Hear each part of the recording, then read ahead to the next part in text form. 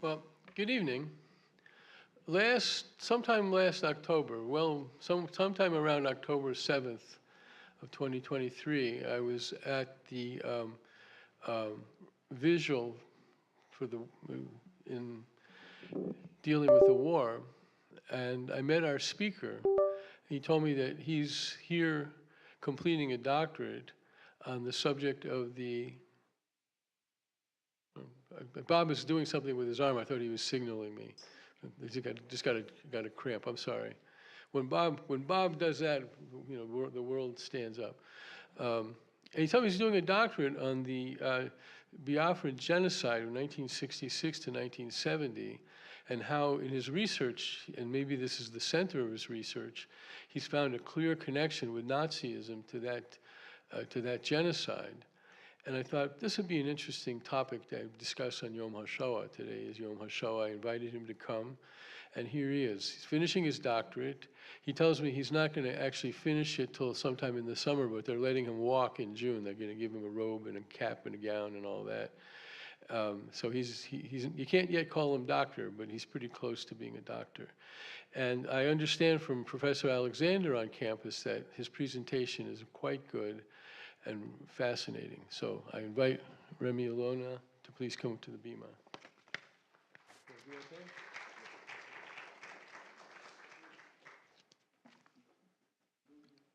Good evening, brothers and sisters. Shalom. Well, this talk is about the two Holocausts, the genocides, the one largely recognized as the one that must never be forgotten. That is what the Nazis did in Europe, and the one that has been largely forgotten. Sometimes when we look at it, we are brought to tears, but it's very, very important that no matter how heart-wrenching it is to look at what happened in Nazi Germany and what happened in Nigeria, it is important that we continue to look at them in order to avoid repeats. You will be patient with me because I'm a little bit challenged for technology, and my accent is, I have to speak very slowly so that you will get everything I'm saying. But let's get into it.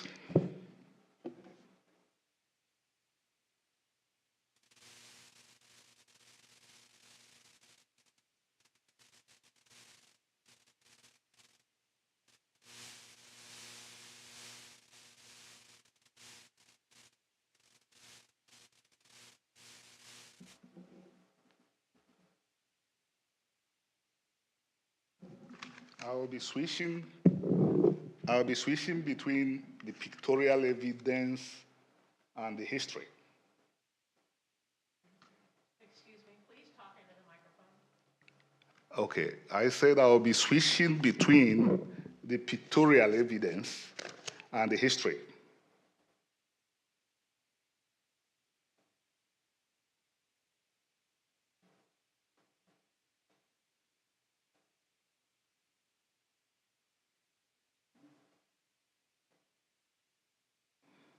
These were the sites, these were the pictorial evidence of what took place in Nigeria between 1966 to 1970.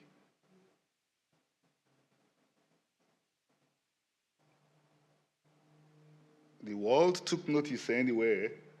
This young Jewish, he was still almost a lad, immolated himself in protest. He said that since the world did not want to pay attention, probably the world would pay attention with his sacrifice.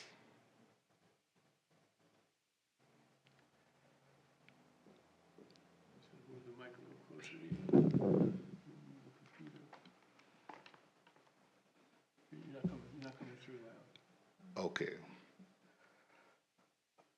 A lot of people that saw what was happening felt they were at the death camps again. Elie Wiesel, we all know him, he wrote about it.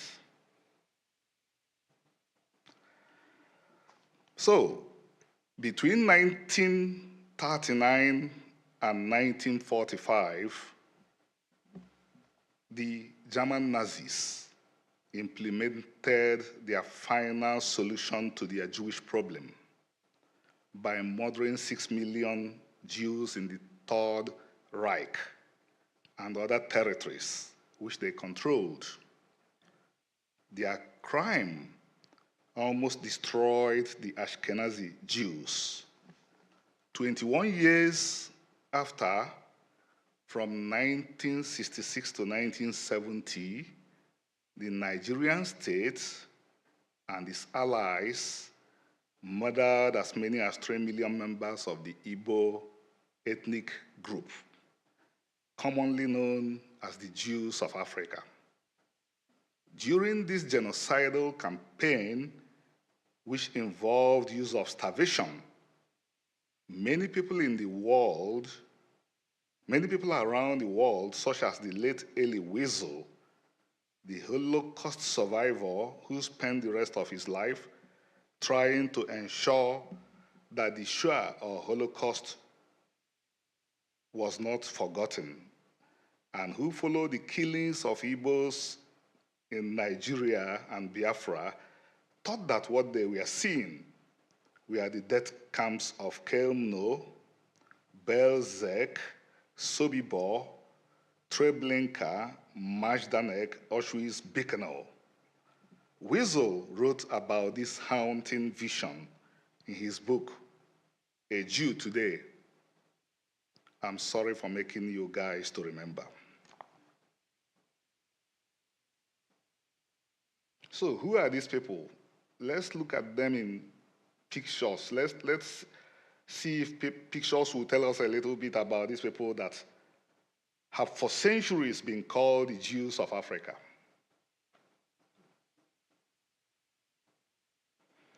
Olaude Equiano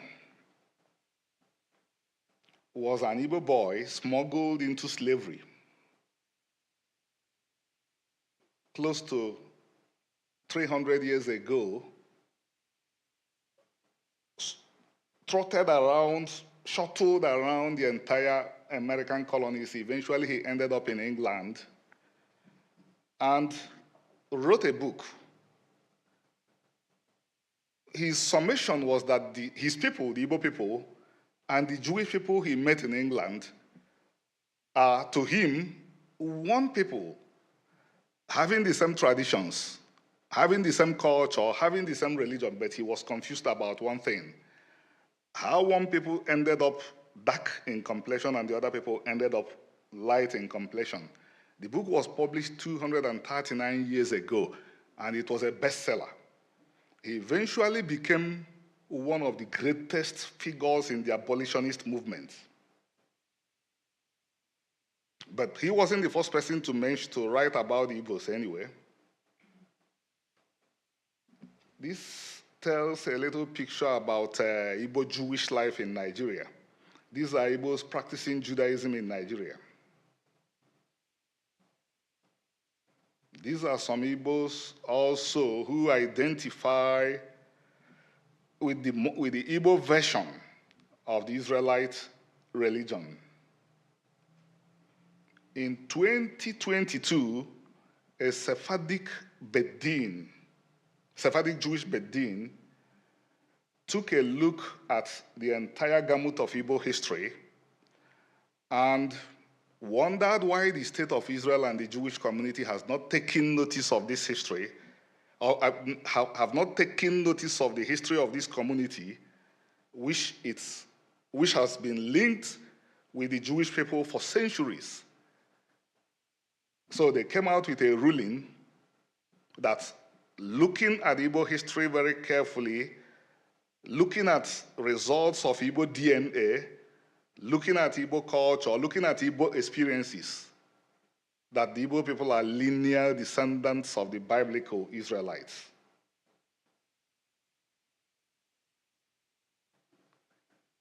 These are symbols of Omenala Defenders, an Igbo group that has taken up the responsibility to interface and relate with Jewish people who are ready to deal with the Igbos. This is an Igbo synagogue in Abuja, the capital of Nigeria. Igbos built it up, and an Israeli company based in Nigeria insisted on paying for its roofing. After trying to convince the Igbos to start coming to their own synagogue, the Igbos said, well, the relationship will be stronger if we have ours and you have yours. We attend your services, you attend ours. Then they said, okay, we will pay for the roofing. Prior to the disaster, the genocide, the Israeli government, prior to the disaster from 1966 to 1970, the Israeli government came up with a program where all the Igbo youths in the world from 10 to 11 years and all the Jewish youths, maybe in Israel or all over the world, will be interfacing through it was called pen paling before. They will be relating, there will be visits, but then Biafra happened and that plan fell apart. So I think some people, because this happened after I had left Nigeria, but I got the report, some people are trying to revive that program. You would see Igbo kids and Jewish kids in this picture, youths.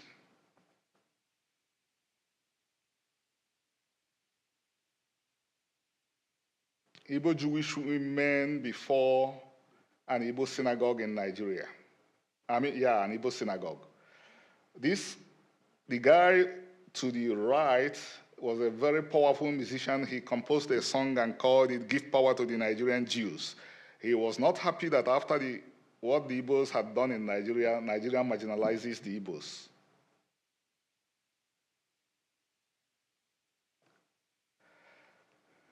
The guy to the left was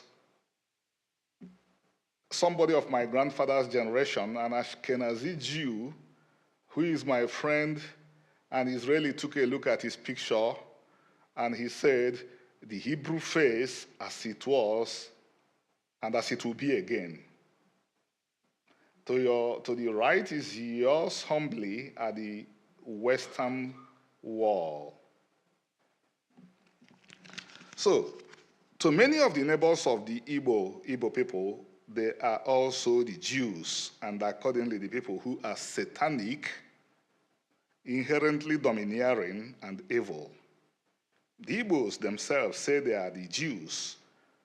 I'll repeat, to many of the neighbors of the Igbo people in Nigeria, the Igbos are the Jews, and accordingly the people who are satanic, inherently domineering, and evil. The Igbos themselves say they are Jews. 100 years ago, if you had the term Jews of Africa, that meant just the Igbo people. In the middle of the 20th century, I want to believe that the Igbos were the only group outside Europe who did not only not reject the identity Jew, even though it was used to mock and persecute them in their country, but they proclaimed happily that they were Jews.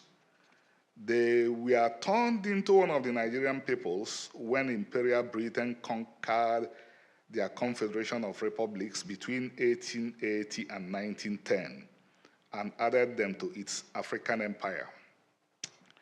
They were largely known as Biafrans, Igbos and Jews of Africa, when the Nigerian state carried out the genocide we are examining against them between 1966 to 1970. Presently, those of them who still retain Igbo and Jews of Africa as first identities and still have family in Igbo land, Nigeria, number at least 50 million. Sadly, their dispersion reminds us of the dispersion of the Jews. Today, there are very likely more Igbos than members of any other nation scattered all over the world.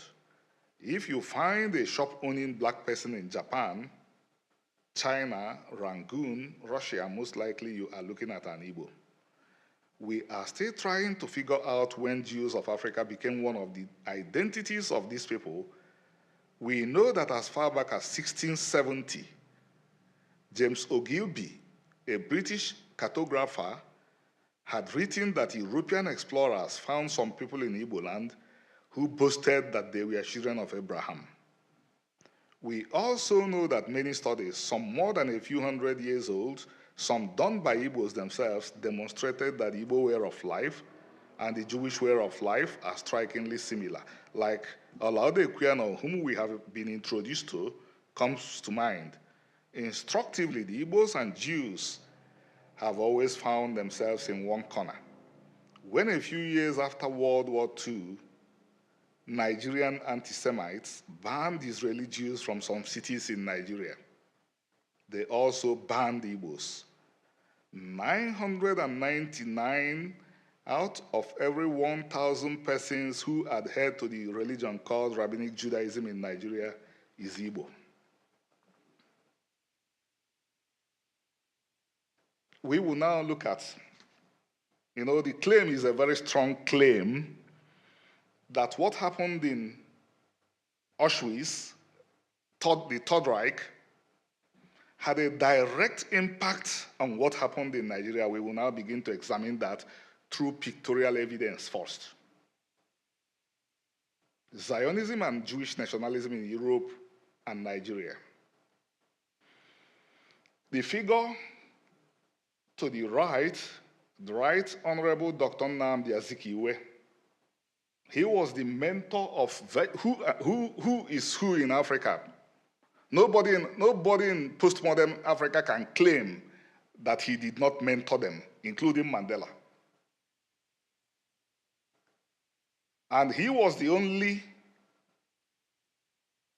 African of note that it entered history, that he fought the Nazis from 1939 to 1945 with his 15 newspapers. He studied in America, returned, and practically led Africa to independence. While calling himself an African, he also took out time to always stress that we and the Igbos and the Jewish people are related. Here he was with the Israeli ambassador to the UK, and he requested for a photograph of both of them to be taken before the photograph of his hero. His hero was Theodor Herzl. He imagined himself doing everything that Theodor Herzl did. His best friend, because Herzl had died, was Golda Meir. The guy in the middle was the Igbo medical doctor that succeeded him.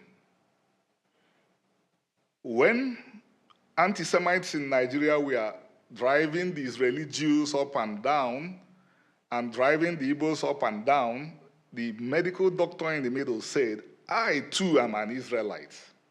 Dr. Michael Okpara.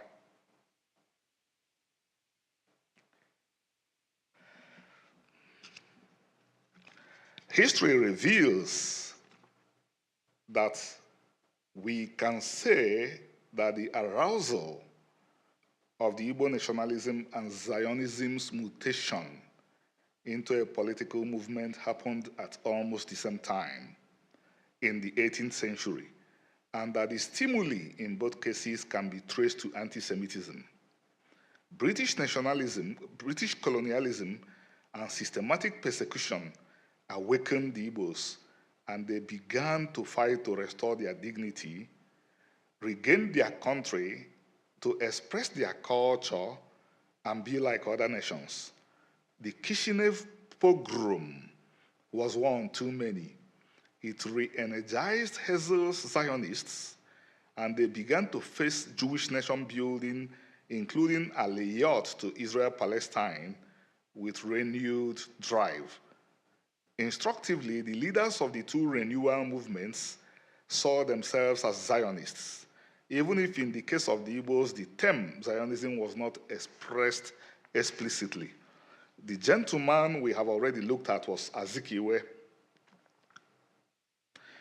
Addressing the Third Igbo State Assembly at Enugu in December On December 15, 1950, Azikiwe stated, like the Jews of the world, the Igbos of Africa must rise to the occasion and not allow the British press or any other institution or people to discourage them from their progressive march in concert with the other great nations of this country, Nigeria, towards a free and independent Commonwealth of Nigeria. Azikiwe saw the Igbos as a kindred people to Jews and the other Nigerians as fellow Africans who should work with Igbos to throw off the yoke of the colonialists. To him, the opposition was the British imperialists. But this Azikiwe alignment of Igbos and Jews was bound to elicit more resentment because it demonstrated that Azikiwe and the Igbos were proud to be identified as Jews, which was a hated identity. This alignment, which Azikiwe's very important voice only highlighted, brought Igbos officially within the Jewish community, which the Nazis and people that shared their ideology had vowed must be exterminated. And meanwhile, we must never forget that Nazism was simply a product of anti-Semitism. Anti-Semitism did not die with the Nazi Party. Neither did all believers in its ideology die after 1945.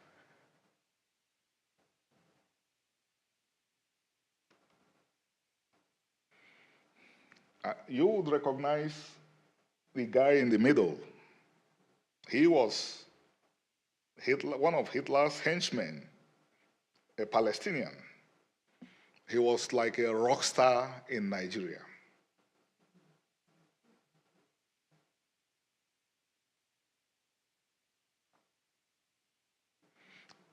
He was like a rock star in Nigeria. You would recognize the other anti-Semite, Nasser, Gamal Abdel Nasser. He was with the leading anti-Semite of Nigeria in this picture. This was the guy that banned Israeli Jews and Igbos from his own section of Nigeria. This was the guy that declared his section of Nigeria Hud and Rhine. And who did he keep out? Israeli Jews and Igbos.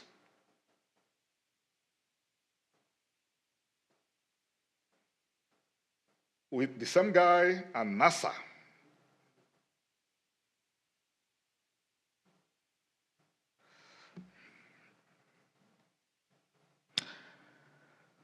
Anti-Semitism rises against Jewish nationalism, Holocaust culture enters Nigeria and countdown to genocide in Nigeria.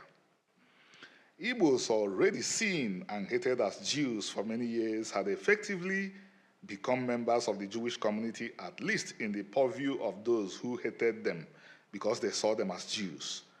Meanwhile, as the Igbos organized, the Ashkenazi Jews also continued to do the same through both world wars and the Holocaust, which nearly destroyed Ashkenazi Jewry. In time, the hard work of the Zionists paid off with the re-establishment of the modern state of Israel in the land of the Israelite ancestors of the Jews. However, the Nazi brand of anti-Semitism, which had desired to implement Jewish genocide at its core, and which almost destroyed the Ashkenazim in Europe, did not die with the defeat of the Nazis. While Nazism reigned, it had attracted many anti-Semites, and after his death, some who escaped retribution for their crimes continued to incite vulnerable groups against Jews. We saw some of them, and to plot destruction of Jews. The person we saw in the pictures, we have already seen some of them. Al-Husseini, the Grand Mufti of Jerusalem, Nasser, and the rest. We know his history when he was invited to the Peel Commission. I'm talking of the Grand Mufti of Jerusalem, when he was invited to the Peel Commission, and the British asked him, would you tolerate any number of Jews in Palestine? No, no, no. And that guy was a rock star in Nigeria. He fought against the return of even existence of Jews all the way from Palestine to Berlin, where he teamed up with leading Nazis to work for the destruction of Jews. Using shortwave radio from 1942 to 1945, he shared Goebbels, Hitler's, and other Nazis' anti-Semitic hate speeches, which he infused with Islamic anti-Semitic slurs in Arabic language throughout the Arab Muslim world, which many Nigerians, Muslims, many of whom spoke Arabic as first and second language, saw themselves as part of. These messages, which invariably were spiced with the favorite Nazi lie that Jews wanted to dominate the world, incited many Nigerians, many of whom were, as Muslims and Christians, already paranoid and anti-Semitic about Jews. They accepted the incitements, became radicalized, and primed for genocide against the Igbos, who to them were satanic and domineering because they were Jews. The connection was, they saw the Igbos as Jews. The Nazis told them to get all the Jews. Some people they saw as rock stars visited Nigeria. We are still looking at the pictures of people like NASA who denied the Holocaust. And right here in the country, you have a population you have mocked as Jews, the Igbo people.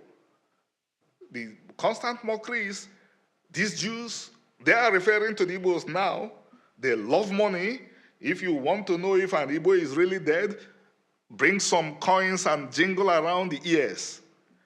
So they were incited and they were primed. From the foregoing, we will therefore not be too surprised that the discourses about Igbo domination of everywhere. You know, it was central in the Nazi discourse that the Jews wanted to dominate the world. That was central in Nigeria, that the British themselves were also repeating it, that the Igbos wanted to dominate the world. We really need to look at history to see some of these things clearly. The Igbos never went to Europe. How could the British be claiming that Igbos wanted to dominate the world? African people. Okay. From the foregoing, we would therefore not be too surprised about the discourses. Oh, okay, I can skip some places. We already used pictures to understand some of the characters. We must remember that the aims of the Nazis and their supporters like al-Husseini encompassed murdering all Jews, and not only the Ashkenazi. However, because of Eurocentrism, after 1945, we thought that the Holocaust was over. We were wrong. The madness of the Nazis had become a culture. We know the culture continued to influence minds and feelings in the Levant. That is why the state of Israel is still largely a pariah after almost 100 years of its existence. As we have seen, this culture of believing that the least threatening group in the world was bent on world domination also entered Nigeria. It was only a matter of time before what befell the Ashkenazi and the Jews of the HaShoah and the state of Israel came to the Igbos. Believers in this culture pursued Jews relentlessly, and they teamed up. Bello did not work only with al-Husseini. There was the World Muslim League that both of them established. Al-Husseini, the Mufti of Jerusalem, was the president. This Nigerian you are looking at was the vice president. And at their summit in Somalia, they took a decision that no Muslim country should allow Israelis in. And in his own country, you have a people that have been called Jews for centuries. So what do you think will be the fate of those people if he had power? He also teamed up with other anti-Semites and Nazi sympathizers like the late Egyptian president Gamal Abdel Nasser. We saw both in pictures, and both were like al-Husseini, rock stars in Nigeria. Husseini was not just anti-Zionist and anti-Semitic, he openly received German Nazis in Egypt. The friendship became useful when the anti-Jewish campaign shifted to Nigeria. With the culture in Nigeria, it was only a question of time before it produced its own final solution.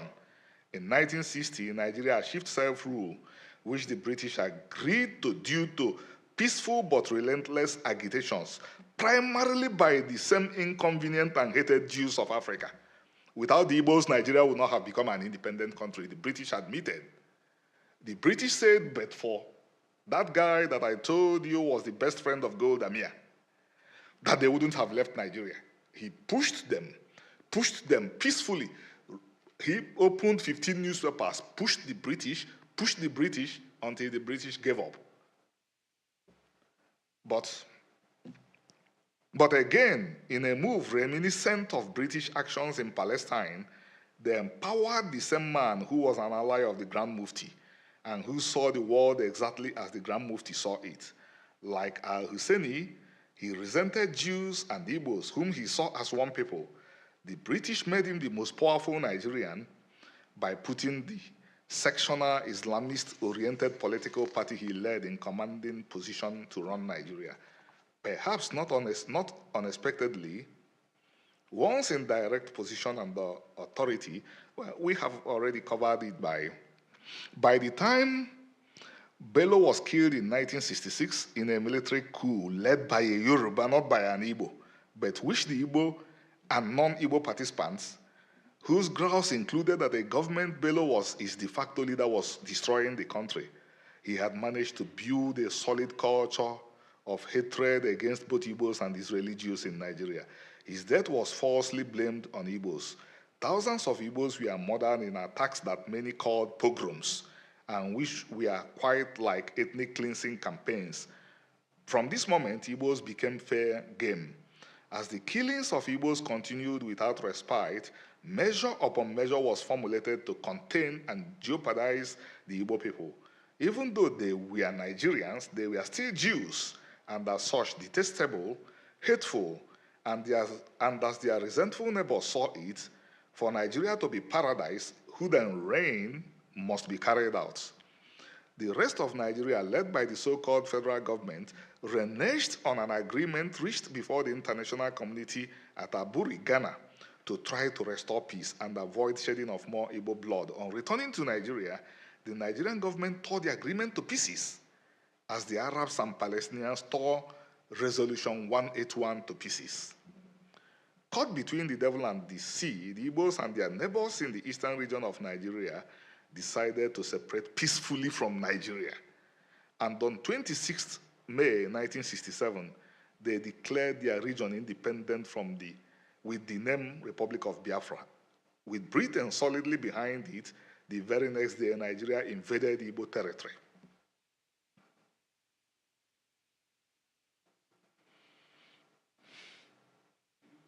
These were Igbos wandering. I don't like to see this picture. Starving Igbos. 1.5 million of our children starved to death. The other 1.5 million were bombed and starved.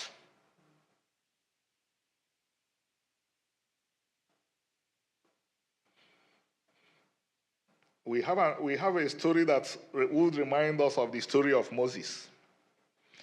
The guy you are looking at here, at a stage, nothing could be done for the orphans again. So they were being taken to neighboring countries that were friendly. The former president of Gabon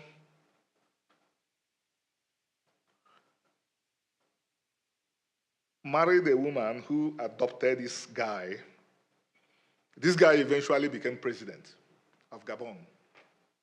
That orphan became president. He was only overthrown last year. This was him.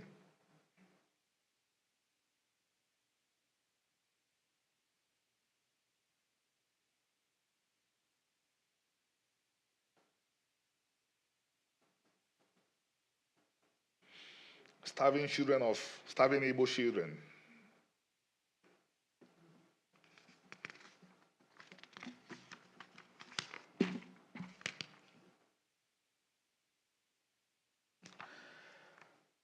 Never forget, we must not overlook anti-Semitism wherever it occurs. I'm sorry for making us to remember, but I had to. after I was awoken to the danger of forgetting and not acting, which will inevitably lead to repeats. As I engaged with my dissertation work, which is titled The Holocaust of Biafra, Anti-Semitism and Genocide in Sub-Saharan Africa, in which I argued that the Nazi Holocaust continued to be implemented through the cruel rejection of and genocidal wars against the HaShoah, State of Israel, and the mass killings which took away another 3 million of our people. I'm therefore saying that the Igbo Holocaust happened because we forgot or did not remember the Nazi Holocaust as we should have.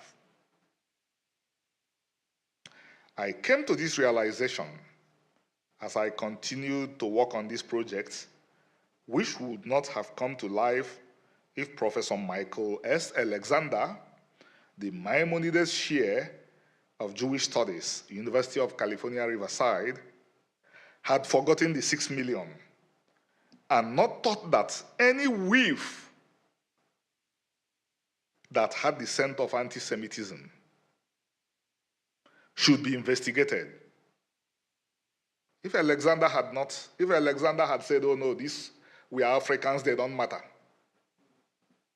we wouldn't have seen all these things we are seeing now. Because he remembered, because the 6 million mattered to him, the fate of the 3 million that nobody remembers also bothered him.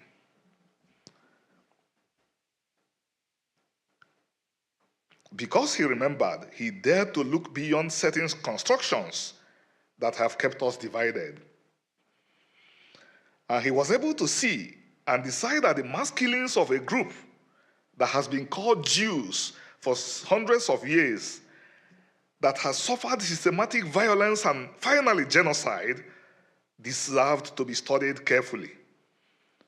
As I walked slowly, gradually, it dawned on me that they were all in some ways one project, which we can call, quote, Project Eliminate All the Jews from the World, whether they are black, whether they are green, whether they are yellow. This project is still alive, and will remain alive as long as anti-Semitism and ignorance are alive. Its potency is demonstrated by the fact that most people in the world do not see the oddity that only Jewish nationalism, which interestingly is not and has never been imperialistic, is questioned. Anti-Semitism poses a threat not just to us, but also to the rest of humanity. It's anti-history and anti-culture. Yet it lives and thrives. It must be put down, and by me and you. It is on this note that I conclude and yield. Thank you.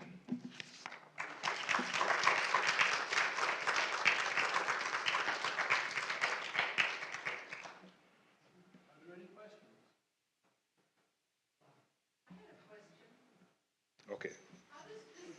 Just a moment.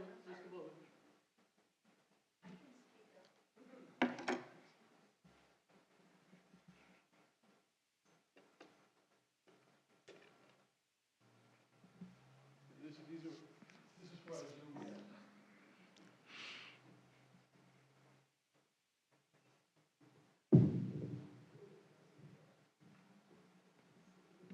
So, first, there's a historian, Henry Abramson.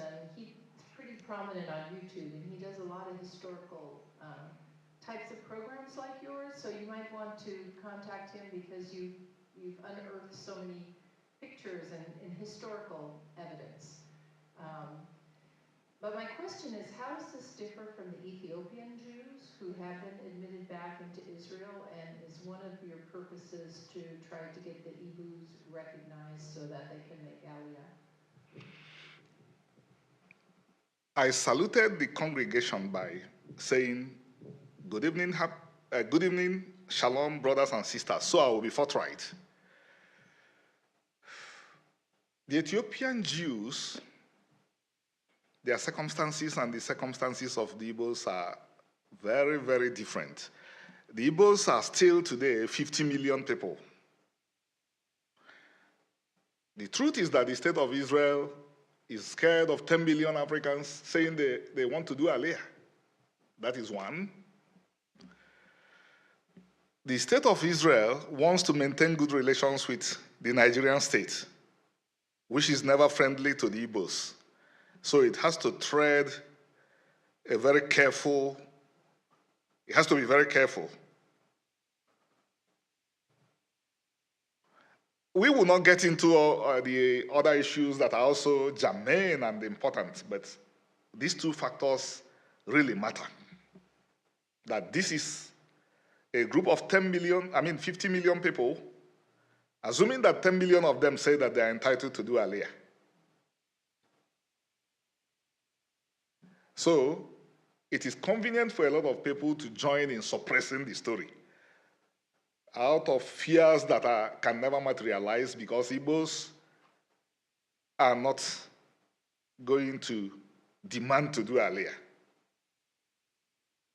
If Igbos become interested in going to Israel, it is to help the Jewish people. But when someone has the fear that what they are going to do, remember, everybody that is an African is viewed alike. Yeah, we have to face the reality. So that fear is real to some people until they begin to approach the Igbo people and see that if the Igbo people go to Israel, they will be net contributors. Because in the United States that we are in today, ethnicity by ethnicity, Igbos have more PhDs than any other ethnic group in Nigeria. In the United States, there are more Igbos with PhDs in this United States than any other ethnicity. But when people don't know the Igbos, they will say, oh, these 10 million Africans to come to Israel, there will be a drain on the resources of the country.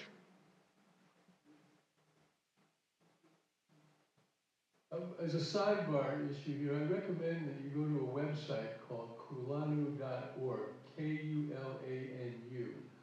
kulanu.org, which is an organization. They just celebrated a significant anniversary. I don't know if it's the 30th or so. This is an organization devoted to observing and helping emerging Jewish communities all around the world.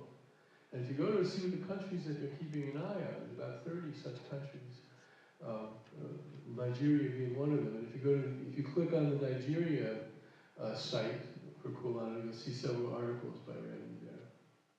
Any other questions? Okay. Rabbi, you can repeat what I asked. What is the condition of the Jewish Igbos in Nigeria now? Like, are there multiple synagogues? He's asking for a characterization of the Igbos as Jews in Nigeria. Synagogues, or other kind of life there is, their economic life, whatever. Unfortunately, the country is falling apart, so everybody there is in danger. But Judaism, Rabbinic Judaism is growing. I believe it is the place that Rabbinic Judaism is growing fastest. Every week, a new synagogue opens. You remember one of the tragedies that befell the Igbo people was that the Igbo people were the only people that the British fought their religion in Nigeria.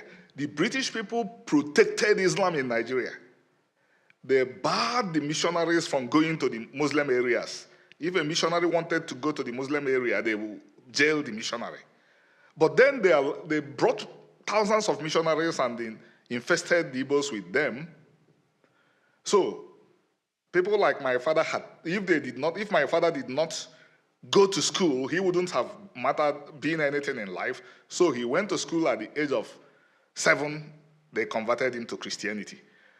Nigeria is watching the same group that is largely Christian. People describe them as Catholic. What Nigerians is now seeing up, thousands of them are leaving Christianity and moving into Rabbinic Judaism. So that's the state of the Jewish development in Nigeria vis-a-vis the Igbo people now. But on the condition of the people is just as delicate as the condition of other Nigerians. This is one of the most violent countries in the world, targeted by so many terrorists. Other questions? Okay, Remy, thank you very much. Thank you. Thank you for coming.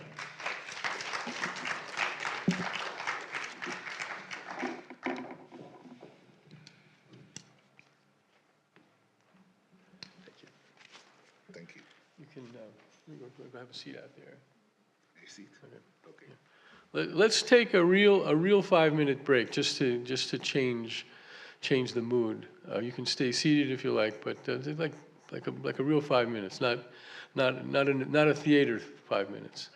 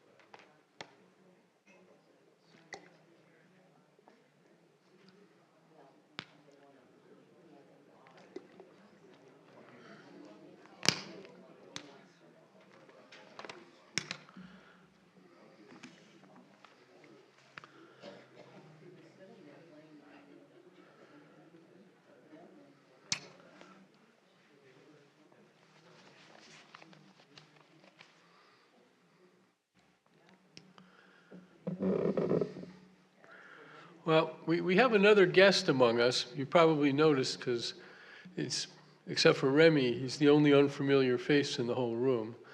And I'm very thankful to Diane, who invited Councilman Stephen Robillard to join us this evening. And I invited him to just say a few words of greeting on behalf of the City Council. So soon as Rusty has a seat, we can get started. Councilman, and you've been a councilman, what, for 4 weeks? 4 weeks. 4 weeks, all right, here we go.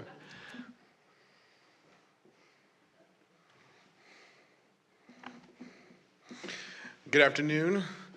Just wanted to thank Rabbi Cohen for inviting me here tonight on the special day of remembrance, Yom HaShoah, the Holocaust Remembrance Day. Like you said, I'm Councilman Stephen Robillard. I am the representative for Ward 3, which this temple is a part of. I'm representing the Riverside City Council, as well as Mayor Patricia Locke Dawson, and all the Ward 3 constituents.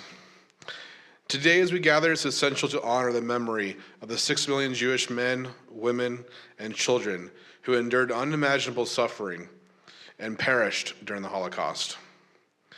I urge each member of our community to take a moment today for personal reflection.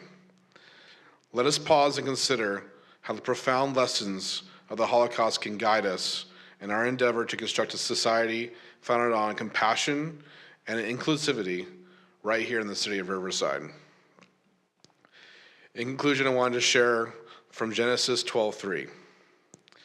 I will bless those who bless you, and I will curse him who curses you. And all the families of the earth shall be blessed. Thank you. Thank you.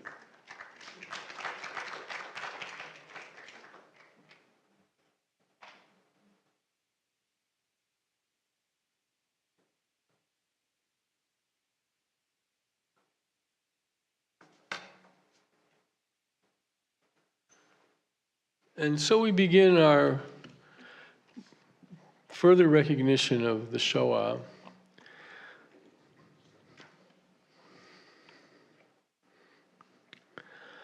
I am going to invite all of you, I'll call you up individually, those of you who are lighting candles. I'm going to do the candle lighting all at once.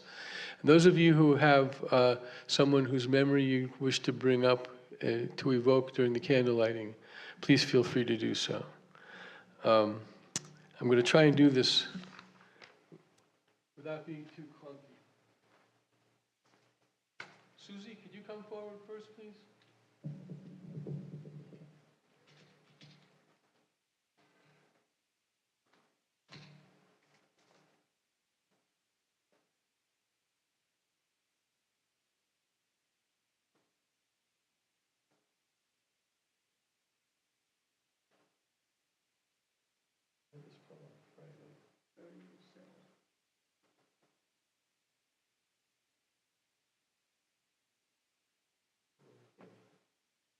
Were you lighting the candle for? Pardon? Were you lighting the candle for? I'm lighting candles for my family, my grandparents on both sides, aunts, uncles, cousins perished in Auschwitz and Dachau. And I'm lighting candles for the 6 million Jews and non-Jews. And I'm lighting candles for those who perished on October 7th and the hostages and the French citizens who took me and my family in and saved us from the Nazis and the Vichy government. Ruth?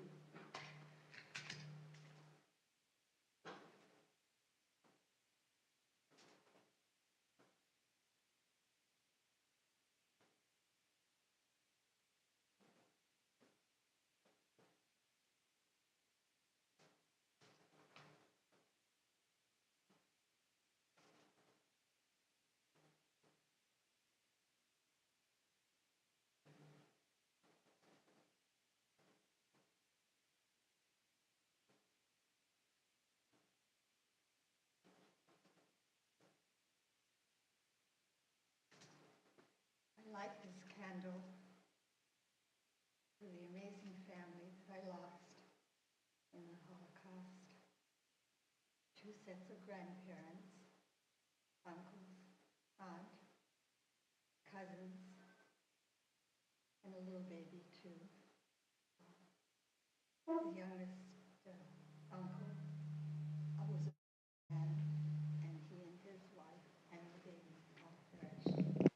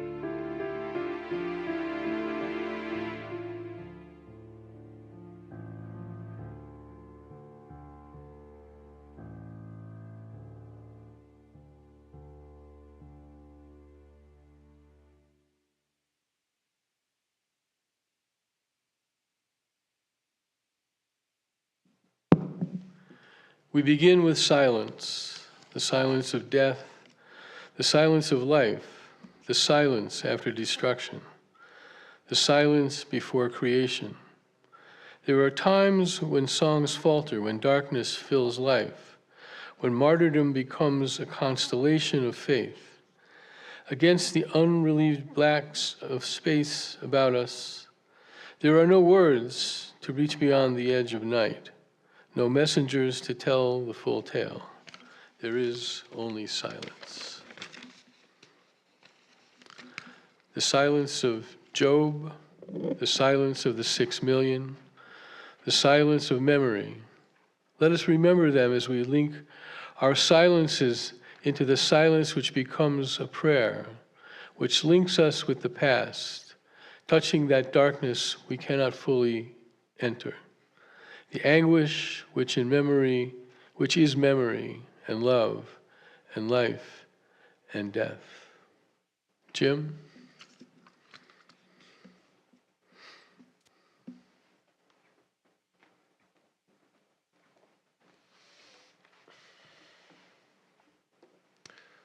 Silence leads to memories. Memories become words. Words become images.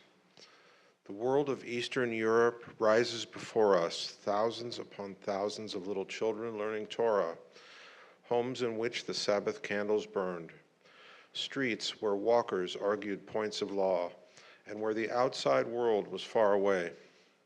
There was poverty and lack of vision too, but there was a depth and a greatness which we have no longer, and we weep for what is lost. And there was Western Europe, where Jewish life had flowered into a golden period of creativity. Scholars, poets, merchants, artists, and musicians joined the ancient and modern visions in a joyous celebration of life. The world had a special glow, and a genius resided within that jewelry. Then creation was followed by destruction. There was the Sephardic world as well, a pious culture, a quiet and enduring way of Jewish life, 1,000 years of scholarship, of family life and joy, in Athens and Salonika, in the Mela, and on the isles of the Mediterranean. Jews prayed to God and trusted their neighbors, and that world also ceased. Darkness covered the Jewish world. Fire burned the books and the buildings. Night and fog swallowed up the people on their way to death. We weep for them. We yearn for them now.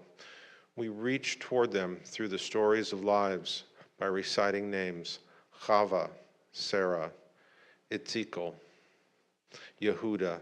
Their names, their lives are intertwined with ours. They are part of our collective memories, of our history, the Warsaw Ghetto alongside the walls of Jerusalem, the musicians of Auschwitz, and the still harps at the waters of Babylon, the murdered temple singers, and the children of Terezin.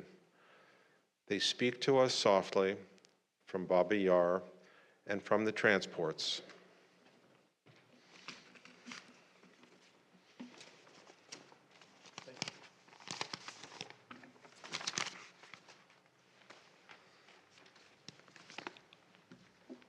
Jim? I think that's mine.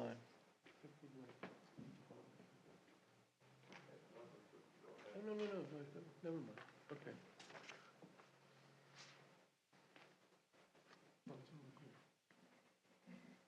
Written in pencil. Written in pencil on the railroad car. In this carload, I, Eve, with my son Abel. If you see my other son, tell him I.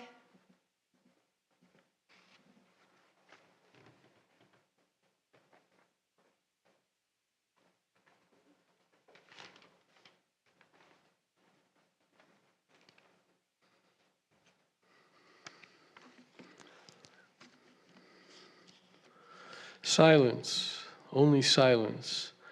waiting for our reply, all of them waiting. 3,300,000 Jews lived in Poland before the war. 2,850,000 Jews lived in Russia. 1.5 million Jews lived in the Balkans and Slavic countries.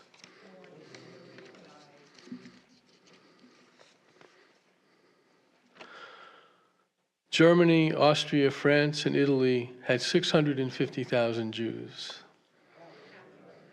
Rhodes and Cyprus had happy, thriving congregations. Our brothers and sisters were murdered everywhere in the days of destruction.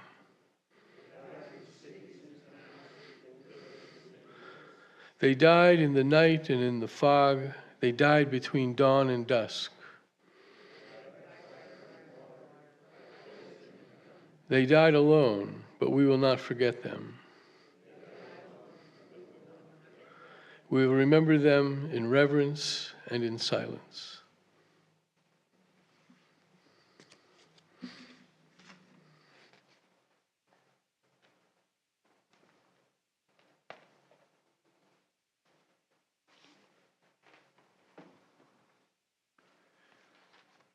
Sag nicht keinmal, hast du gestern letzten Weg, will Himmeln bleien, verstehe bleie Tag. Kommen wird noch unser ausgebänkte Schau, es wird erpeugt und unser Gott mit seinen da. Kommen wird noch unser ausgebänkte Schau, es wird erpeugt und unser Gott mit seinen da. Von grünem Palmenland bis weiter Land wie Schnee, wir kommen an mit unser Bein, mit unser Weh.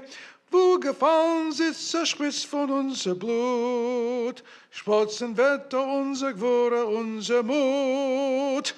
Wo gefallen sitzt der Spitz von unser Blut, Spotzen Wetter unser Gwurre, unser Mut.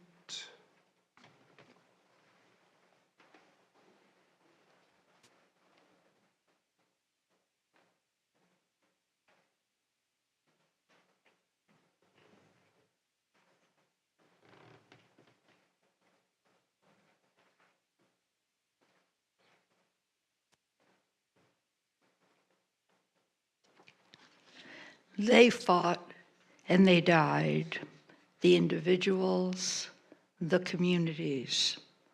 Far, far a city lies, body still warm, bells are ringing. You have not seen a city thrust on its back like a horse in its blood, jerking its hooves, unable to rise. Bells are ringing. City, city. How mourn a city whose people are dead and whose dead are alive in the heart. Bells.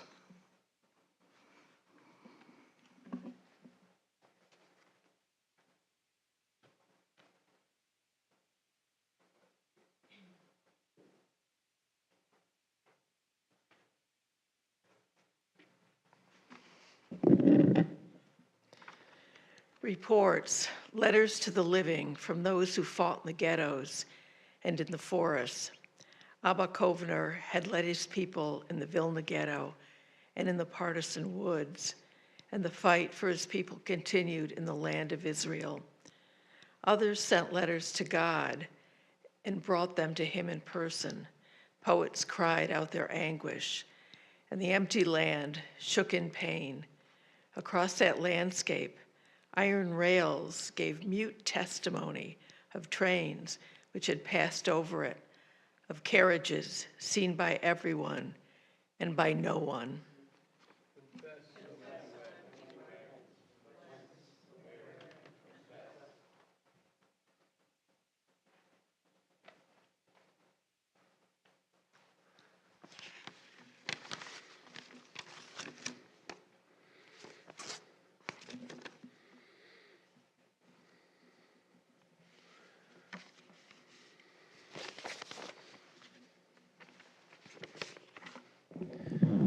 The rhetoric that has inevitably accompanied the genocide of October the 7th includes the line, 1,200 murdered, the worst instance of Jew killing since the Holocaust.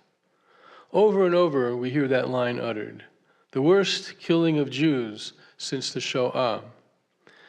1,200 dead, murdered by gangs of Hamas thugs who trained for this ghastly operation. Why do we say this line and why do we sympathetically listen to it? Because the series of murderous acts that commenced this war once again showed Jews at their most vulnerable. The number of dead on October 7th cannot compare with the 6 million, but those killed on October 7th were murdered with a brutality that Israelis believed was unthinkable. People were murdered out of a hatred for a nation, for a people.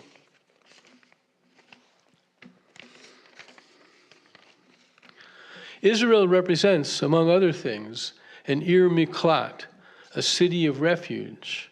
Israel was supposed to be that place where Jews could find refuge, could take care of themselves, could defend themselves against their enemies. And because Israel let its people down on October the 7th, 2023, inexorably brings the Holocaust to mind. The many ramifications of October 7 have, of course, not as yet been uncovered. But one ramification has been made clear. The need for Jews to defend themselves has not disappeared from the face of the earth, nor will it be for a very long time. The urge to murder people, Jews or Biafrans or any other nation in the style of the Nazis wrought upon this earth, will remain with us for a very long time. And as long as that vile impulse remains a part of our world, we will need to be vigilant and call out evil wherever we see it. We will need to fight against the impulse, that impulse, wherever we witness it's emerging from the darkness. And so this evening, with love and honor, we remember the 6 million who perished in history's greatest exemplar of evil for the crime of being a member of the Jewish people. We pray that this thing will not be replicated, though we fear, and with good reason, that evil's recurrence is always around the corner. I'm going to ask us, if we would, to turn to page 83. I invite Noah to come up and continue the reading.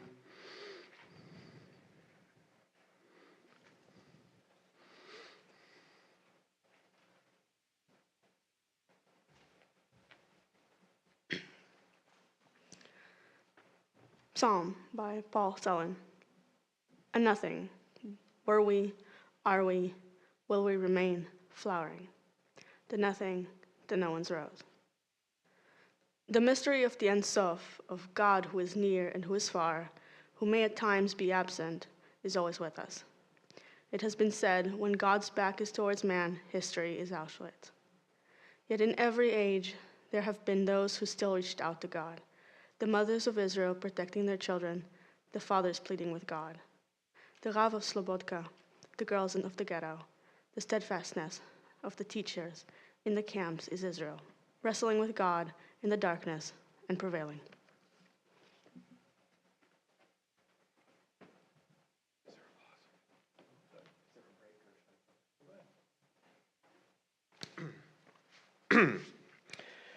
A liturgical meditation of our time. When Leo Beck came out of the black midnight of the concentration camp, he looked about at the world and at his neighbors. Many averted their eyes. They had been silent. They had been selfish, or they had followed the multitude to do evil. In the darkness of the camps, Leo Beck had not despaired. He had fulfilled his function. He had taught and he had given comfort. And in the darkness of the new world, which had to live with the memory of Belsen and Auschwitz, Beck continued to teach and to comfort his people. They say that when Beck lifted his hands and spoke the priestly benediction, the congregation felt very close to the divine presence. May the Lord look kindly upon you and be gracious to you. Those words took on new meaning for the worshipers. In ancient times, the image of one Babylonian god was a clay furnace. When the fires of human sacrifice burned high, the eyes of the idol glared death upon the onlookers. To see God was to die. Biblical Israel transformed the terror into awe, and fear became love. In God's light, we saw light. But in our days, the world grew dark again. The pagan furnace roared, and Israel ascended into the sky as smoke. And we who are alive wander across a darkened landscape, fitfully illuminated by burning idols, in which some exterminate their human kin. We need our teachers, those who died for the sanctification of the divine name, and those who lived to guide and comfort us. They tell us that the encounter with God can take place in the utmost darkness if we are ready for it. The blessing that shone through Leo Beck can touch our lives. May God look upon us and give us peace.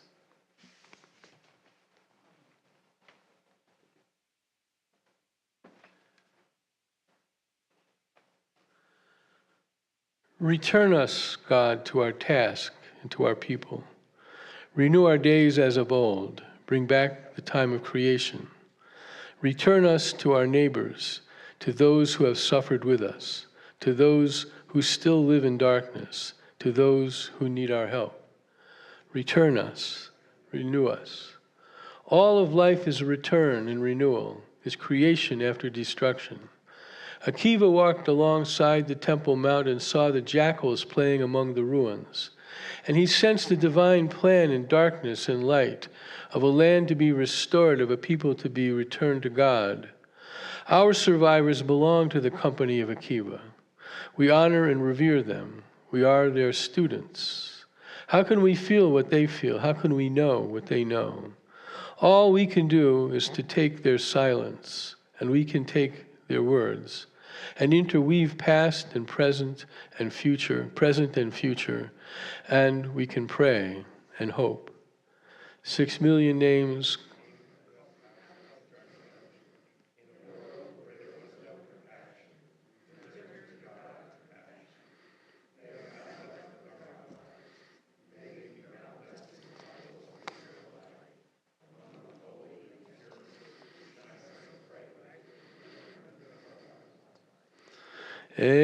Please rise. El mole rachamim shochein b'miromim hamitzei menucha nechona tachat kanfei hashechina b'ma'alot kedoshim etohorim kezo ha'haraki amazhirim l'nishmot 6 million achinu v'achiotenu shematu al kiddush Hashem yanuchu b'shalva uv'shalom shelo yedu b'chayehem Ba'al harachamim hastireihem b'seter kenafecha u'olamim u'tzror b'tzror achayim et nishmatam Adonai u'nachalatam v'yanuchu b'shalom ha'mishkavan v'nomar Amen. Please be seated. Jada. God, full of compassion, whose presence is over us, may the souls of our 6 million dead who have gone to their everlasting home with the holy and pure on high, who shine as the light of heavens, find the safety and rest denied them on earth beneath the shelter of your presence. Master of mercy, cover them in the shelter of your wings forever, and bind their souls into the gathering of life. It is the Eternal who is their heritage. May they be at peace in their place of rest. Amen.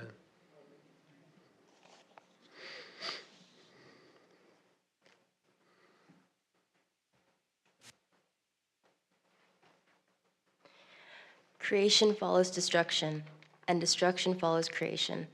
We lit 6 candles tonight to commemorate our dead. Soon these candles will flicker and die and return to darkness. Soon we begin to forget, and we must not let this happen. Let us kindle one more light, a yardstick candle, to which we return each season. And let us recite the prayer of praise, which the poet intertwined with the memory of suffering. Let us say Kaddish.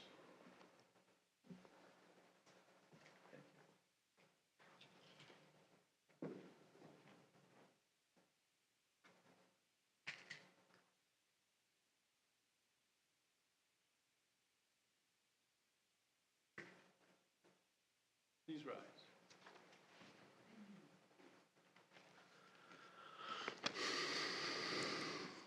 Yitkadal Lodz, V'yitkadash Gurs, Shemei Rabbah, Warsaw, Be'amla Rav Kirute, Bogdavanat Danavka, V'maimlich Malchute, Ravensbrück, B'chayechon V'yomechon, Vilna, V'chayedecha Beit Yisrael, Treblinka, V'agala Uvizman Koriv Chelmno, V'imaru, Amen. Yehi Shmei Rabba Mevorach Leolam Ul Olmei Almaya. Yitbarach V'yishtabach Belzek. V'yitpa'ar V'yitromam Buchenwald. V'yitnaseh V'yithadar Sobibor. V'yitaleh V'yithalal Maidanek. Shemei Dekudesha Barichu Mauthausen. Le'ela Babiyar. Mikol Bar Chata V'shirata Bergen-Belsen. Tush Bechata V'nechemata Dachau. Da'amiran Bi'alama Auschwitz V'yimeru. Amen. Yehi Shalom Rabba Min Shamaya V'chayim Aleinu V'yal Kol Yisrael V'yimeru. Amen. Oseh Shalom B'yimeromav Hu'ya'aseh Shalom Aleinu V'yal Kol Yisrael V'yimeru. Amen. And this concludes our service. Thank you all for coming.